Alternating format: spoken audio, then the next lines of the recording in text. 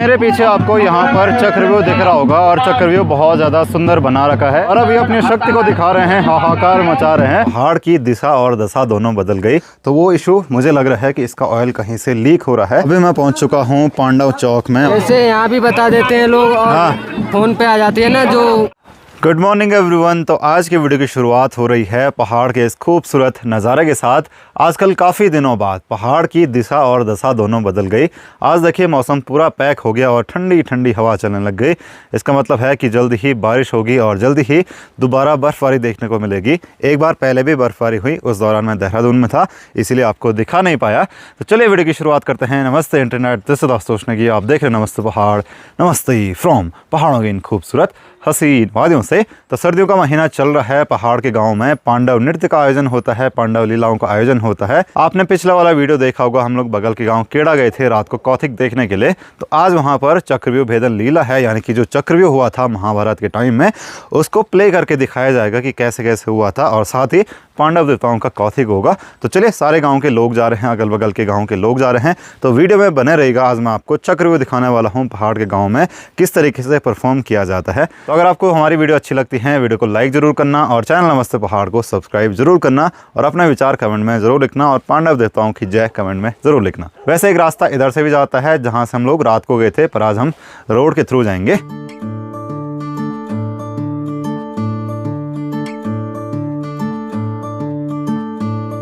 Road के रास्ते जाने के लिए पहले एक बार हमको गांव में जाना पड़ेगा और गांव में जाने का रास्ता मेरे घर से कुछ ऐसा है। और यहाँ पर देखो कितने सुंदर फूल जैसी बेल है। तो पहाड़ में आपको कहीं पर भी खूबसूरती मिल जाएगी और इस पर एक रुई जैसी रहती है। तो ये है वो रुई जैसी और ये हवा में उड़ती रहती है। और साथ में यहाँ पर ये काली काली छोटी छोटी दाने जैसे हैं, इनको हम सेब की दाने बोलते हैं, यानी कि स्याही के दाने। तो बचपन में हम लोग इनको निकाल करके अपनी दवात में डाला करते थे ताकि स्याही बढ़ जाए और इसके अंदर से कुछ ऐसा निकलेगा नीले रंग का, तो इसीलिए इसका नाम स्याही का दाना है। तो कमेंट करके बताना कि क्या आपने भी कभी ऐसा किया है, जो भी लोग पहाड़ में रहे हैं। बारिश ना आने की वजह से पहाड़ में जो भी गेहूं की खेती थी वो भी ज़्यादा ग्रो नहीं हो पा रही है। धीरे धीरे गेहूं भी पीले होने लग गए। अगर बारिश आती तो गेहूं के खेत हरे भरे होते। अब बस सारे लोगों को इंतज़ार है कि कब बारिश आएगी। दिसंबर महीना आधा हो चुका है, फिर भी हमारे गांव में पूरी बर्फ़ नहीं गिरी, नहीं बारिश के कोई नामो निशान है। इतना ज़्यादा मौसम परिवर्तन हो गया। तो देखिए हमारे गाँव की चाची लोग पैदल रास्ते जा रहे हैं। मैं गाड़ी बटाऊँ, प्रणाम प्रणाम। तो ये जा रहे हैं हमारे घर के नीचे वाले रास्ते। वो रास्ता काफ़ी शॉर्ट पड़ता है, पर मुझे बाइक में देखना है कि क्या इशू आ रहा था।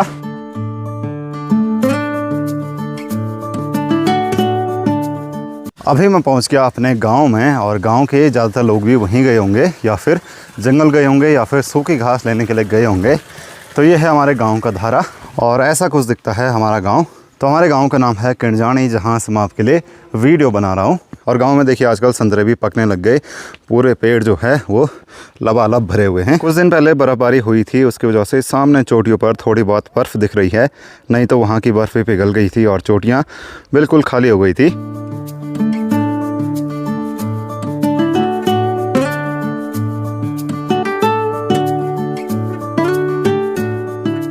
अभी मैं पहुंचा हूं अपने गांव की रोड में, जहां पर मेरी बाइक खड़ी रहती है। और पिछले वाले वीडियो में मैंने बताया था कि बाइक में कुछ इशू है। जब मैं देहरादून से घर आया था तो वो इशू मुझे लग रहा है कि इसका ऑयल कहीं से लीक हो रहा है। अब पता नहीं कहाँ से हो रहा है, क्योंकि जब सर्विस सेंटर से बाहर बाइक आई थी काम करके, उसके बाद उन्होंने उसमें ऑयल डाला था चेन में ल्यूब करने के लिए। फिर अगले दिन वॉशिंग हुई थी तो वो ऑयल हट जाना चाहिए था। फिर घर आते हुए मैंने थोड़ा सा ल्यूब किया था, मेरे पास भी ऑयल था, पर वो इतना ज़्यादा नहीं था कि मतलब कहीं पर मैं बाइक स्टैंड पर लगाऊँ तो वो बूंद बूंद निकले। अभी पता चलेगा। थोड़ा इसका जो डिप स्टिक है इसको खोलते हैं और देखते हैं कि इसमें कितना ऑयल बचा हुआ है। यहाँ पर देखो ये, तो यहाँ पर ना ये आपको दिख रहा होगा, ये बूंद बन रही है। ये देखो, ये यहाँ से निकल रहा है और ये साफ़ ऑयल जैसा दिख रहा है, ये आपको भी दिख रहा होगा। तो ऐसा तो नहीं होना चाहिए था। कितना कुछ है बचा हुआ। तो पहले मैं इसको साफ़ कर लेता हूँ।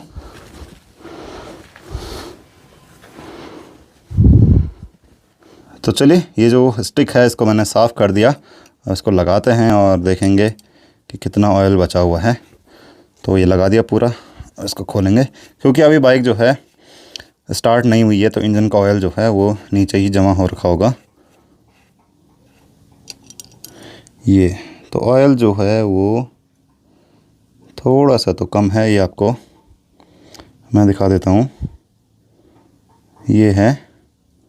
और इस पर भी आपको वैसे ही ऑयल दिख रहा होगा जैसे वहाँ नीचे से निकल रहा है, क्योंकि वो भी साफ़ ऑयल जैसा ही है। तो ये ऑयल लगभग, ये देखो कुछ यहाँ पर है, यानी कि मिनिमम पे ही दिख रहा है ये। तो ऑयल तो चेक हो चुका है, शायद थोड़ा थोड़ा करके निकल रहा होगा, अब पता कैसे चलेगा। तो ये जो नीचे वाला पार्ट है इसकी अच्छे से वॉशिंग करनी पड़ेगी। इसमें फिर ऑयल नहीं डालेंगे, चेन में ल्यूब डालेंगे, तब जाके पता चलेगा। अगर फिर दोबारा कहीं लीक हो रहा होगा तो दिक्कत वाली बात है। तो देखिए, आदमी के जीवन में समस्याएं आती रहती हैं, पर इस पे तो कुछ ज़्यादा ही समस्याएं आने लग गई। होप कि आगे कोई समस्या ना आए। तो चलिए फटाफट चलते हैं कौथिग। तो केड़ा गांव में जाने के लिए रास्ता जो है, यानी कि नई वाली रोड चंद्रनगर से थोड़ा आगे कोंथा की तरफ से कटती है। रोड तो कच्ची है, फिर भी बहुत सारी गाड़ियां जा रही हैं, पैदल लोग भी जा रहे हैं, बाइक भी जा रही है। नई रोड कटती है तो कुछ ऐसा होता है, रोड के साथ साथ ऊपर का जो हिस्सा है वो भी टूट जाता है। ऐसे जगह को पातल बोलते हैं। इसके ठीक नीचे कालई गाँव है, ये पूरा घना जंगल है। मैं पहुँच चुका हूँ केड़ा गाँव में, और यहाँ रोड में देखिए कितनी सारी गाड़ियाँ आई हुई हैं। और रोड की हालत बहुत ज़्यादा ख़राब है, क्योंकि नई रोड है तो ऊपर जाते हुए बहुत ज़्यादा धूल उड़ेगी, जैसे नीचे आते हुए धूल से पूरे कपड़े सफ़ेद हो गए थे। तो मैं आपको बता देता हूँ कि जो भी लोग चक्रव्यूह में एक्ट करेंगे, यानी कि परफॉर्म करेंगे, वो कोई प्रोफेशनल एक्टर नहीं होते हैं, वो गांव के ही लोग होते हैं। जैसे गांव में जब भी कोई ऐसा प्रोग्राम होता है तभी उनको मौका मिलता है और वही प्रैक्टिस होती है। और जो चक्रव्यूह में साड़ियाँ रहती हैं वो सेनाएं होती हैं। चक्रव्यूह एक व्यू था, यानी कि एक टेक्निक थी, एक स्ट्रैटेजी थी कि कैसे सेनाओं को कैसे एक उसमें पैटर्न में रखा जाए कि दुश्मन अंदर जाए और बाहर आ ही ना पाए। वो जो साड़ियाँ हैं वो सेनाओं का प्रतिरूप हैं, यानी कि उनको सेनाएं माना जाता है। अब इतने सारे लोग तो ला नहीं सकते कि सेना बना दें, तो वहाँ पर साड़ियों का प्रयोग किया जाता है। ये रहा पैदल रास्ता जो कि आता है चंद्रनगर से। ये सर हैं, ये मेरे से पहले आ गए, जबकि दोनों साथ चले थे चंद्रनगर से। तो कभी कभी रोड आपको देर में पहुँचाती है। और कुछ लोग यहाँ पर और भी आ रहे हैं, आज तो काफ़ी दूर दूर से लोग आते हैं। तो ये भी पैदल ही आ रहे हैं यहाँ पर, ये भी हमारे गांव के हैं।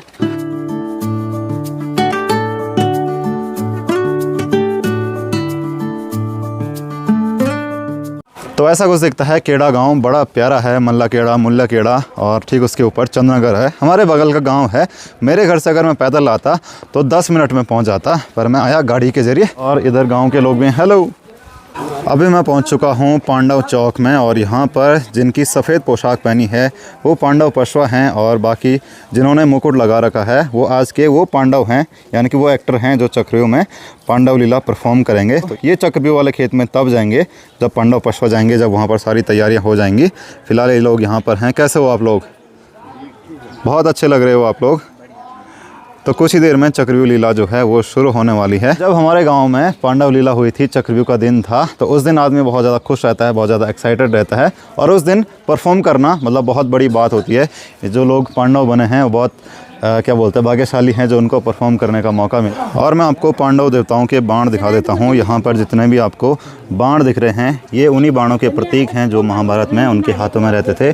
तो यहाँ पर आपको तीर, धनुष, गदा और पाटी, और साथ में जो ध्वनि यंत्र होते हैं, जो भंकुरा होते हैं, वो भी दिख रहे हैं। तो यहाँ पर रखे रहते हैं पांडव देवताओं के बाण। और यहाँ पर जो आपको मूर्ति दिख रही है ये भूतनाथ देवता की मूर्ति है।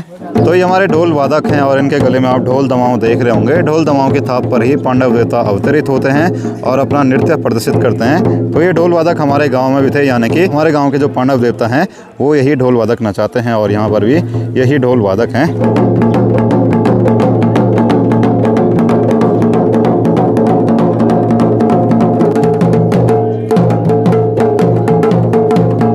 तो अब यहाँ पांडव चौक से धीरे धीरे पांडव पशवा और जो पांडवों के पात्र हैं वो चक्रव्यूह वाले खेत की तरफ जाने लग गए, और कुछ इस तरीके से नृत्य करते हुए वो लोग चक्रव्यूह वाले खेत में पहुँचेंगे। और अगर आपको वीडियो पसंद आ रही है, वीडियो को लाइक ज़रूर करना। और अगर आप केड़ा से देख रहे हैं, इस गांव से देख रहे हैं, और अगर आप कहीं वीडियो में दिखे हैं तो कमेंट में ज़रूर बताना। अगर नहीं भी दिखे हैं तब भी कमेंट ज़रूर करना।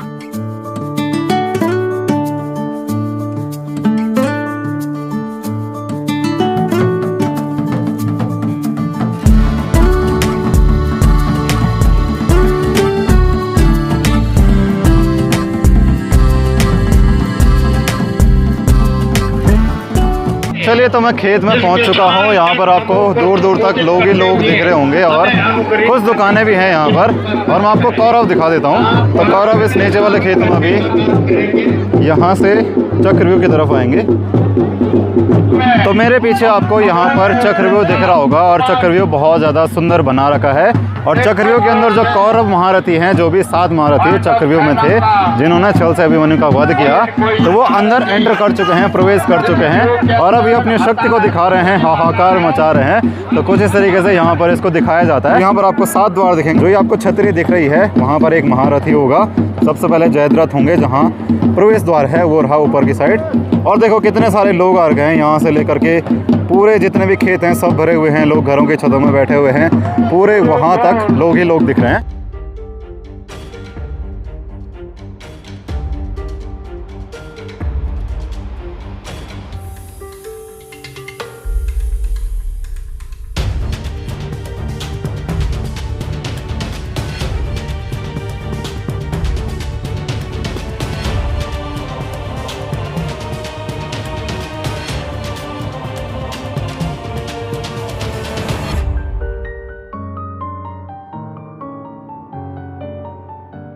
पिताजी, आप चिंता न करिए, धैर्य धारण रखिए।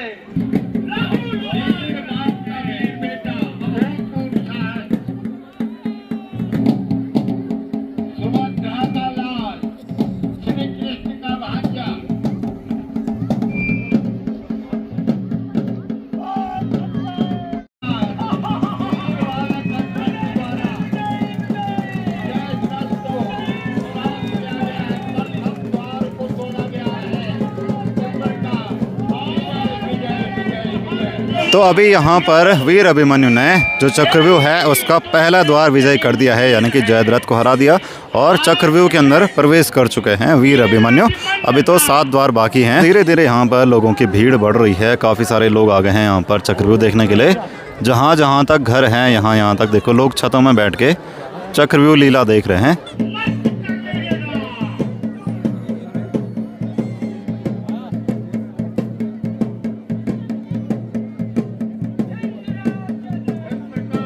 तो पहाड़ों में जब भी कहीं ऐसा मेला या फिर कोई भी काम होता है तो ऐसे गोलगप्पे वाले भाई भी खुश रहो। तो गोलगप्पे वाले, आइसक्रीम वाले और बहुत सारी दुकानें खुलती हैं, जैसे यहाँ पर खुली हुई हैं। लोग वहाँ से कपड़े लेके जा रहे हैं, घड़ियाँ लेके जा रहे हैं। और यहाँ जैसे ये गुड़िया के बाल हो गया, ये हो गया, बहुत सारे छोटे बच्चे भी हैं।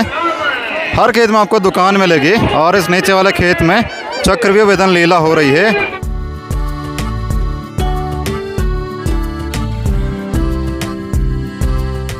तो यहाँ पर गोलगप्पे वाले भाई भी आए हैं। भाई जी, आपको पता कैसे चलता है कि यहाँ चक्रव्यूह है? सोशल मीडिया पे आता है। सूचना मिल जाती है। जैसे किसने कौन बताते हैं? इसके बाद कहाँ जाओगे? जैसे यहाँ भी बता देते हैं लोग और हाँ। फोन पे आ जाती है ना, जो उस पे होता है ना पब्लिक का। अच्छा, उस पे देखते हैं हम लोग। अच्छा, वहाँ से जानकारी। ठीक। तो ऐसे दुकान वाले भाइयों को ऐसे फ़ोन पे या फिर उनके दोस्त लोग बता देते होंगे कि कहाँ चक्रव्यूह है, कहाँ मेला है, तो वो वहाँ पहुँच जाते हैं दुकान लगाने के लिए। ऐसे छोटे बच्चे आपको ठंड में आइसक्रीम खाते हुए दिख जाएंगे और इसके बाद जुकाम लगेगा तो मम्मी की मार खाएंगे। और जैसे ही आइसक्रीम वाले भाई ने अपना ढक्कन खोला, वैसे यहाँ पर देखो कितनी ज़्यादा भीड़ भाड़ लग गई। भाई हेलो। जब भी गांव में चक्रव्यूह या फिर मेले होते हैं तो अपने बहुत सारे दोस्त मिलते हैं जिनके साथ हम स्कूल में रहते थे, या फिर कहीं के भी दोस्त, फिर वो बहुत लंबे टाइम बाद मिलते हैं। यहाँ पर विवेक भाई मिले हैं, विवेक भाई और हम लोग साथ में थे। इधर नीरज है, नीरज बगल के गांव भरणज का है। तो काफ़ी अच्छा लगता है दोस्तों के साथ इतने लंबे टाइम बाद मिलके। क्या हाल चाल? बढ़िया। क्या चल रहा है आजकल? भाई क्या चलना, बढ़िया है, कटरी जिंदगी चक्रव्यूह। तो अभी जो है अभिमन्यु 7वें द्वार पर पहुंच गया है। इसके बाद कौरवों द्वारा छल से अभिमन्यु का वध होगा, उसके बाद चक्रव्यूह लीला समाप्त हो जाएगी। तो ये लास्ट प्रसंग होता है जहां पर कौरव 7वें द्वार पर अभिमन्यु से उसके अस्त्र शस्त्र निकलवा देते हैं और कहते हैं बेटा गले लग जा, और वहीं पर छल से उसका वध करते हैं। तो ये देखने वाला सीन होता है। यहाँ पर सब लोग बहुत ज़्यादा इमोशनल हो जाते हैं, क्योंकि कोई भी नहीं चाहता कि इतना छोटा बालक, इतना वीर बालक छल से मारा जाए। तो ये अभिमन्यु है जिन पर अभी कैमरा है, और ये बाकी महारथी हैं जो चक्रव्यूह में अभी इधर उधर घूम रहे हैं। और भीम बाहर ही रहते हैं, क्योंकि भीम को चक्रव्यूह के अंदर प्रवेश करना नहीं आता था। मेरे पुत्र को सहारने वाले तैयार हो जाओ। यम को ये दुर्योधन है जो अभी बोल रहे हैं। यूरी को तुझे होगा नहीं, नसीब याद कर ले माता पिता को। वीर बालक अभिमन्यु सातवें द्वार पर दुर्योधन गोदी में बैठ जा। अभी बोल रहे हैं कि आ मेरी गोदी में बैठ जा। ये देखो कुछ इस तरीके से यहाँ पर अभिमन्यु को मैनिपुलेट किया जाएगा और सारे अस्त्र शस्त्र उनके निकलवा दिए जाएंगे छल से। और सब इस दुष्ट का अंत कर दो। अंत करते हैं। सारे कौरवों ने अभिमन्यु को यहाँ पर बुलवा लिया और दुर्योधन भी यहाँ पर है। फिर धीरे धीरे सारे कौरव वहाँ पर जाने लगे जहाँ पर सातवां द्वार है, क्योंकि उनको छल से अभिमन्यु का वध करना है।